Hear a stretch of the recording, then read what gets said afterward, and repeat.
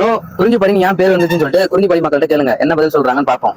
குறிஞ்சிப்பாடியில இருந்துட்டு குறிஞ்சிப்பாடி பத்தி தெரியாம இருந்தா என்னது இது? குறிஞ்சிப்பாடி பத்தி தெரிஞ்சுக்கலாம். ஏன் பேர் வந்திருக்குன்னு சொல்லிட்டு உங்களுக்கு தெரியுமா? தெரியாதா? சின்ன ரீசன் கூட தெரியாதா? குறிஞ்சிப்பாடி ஏன் பேர் வந்துச்சுன்னு உங்களுக்கு தெரியுமா?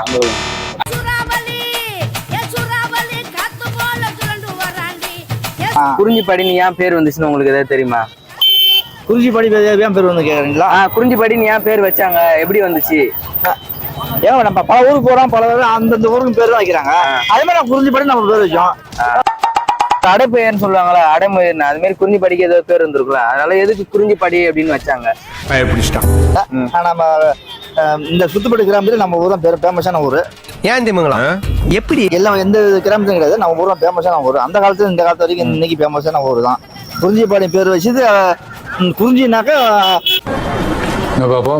அந்த அளவுக்கு எந்த ஊர்ல தான் நம்ம ஊர் தான் வந்து ஃபேமஸான ஒரு ஏரியான பேரு.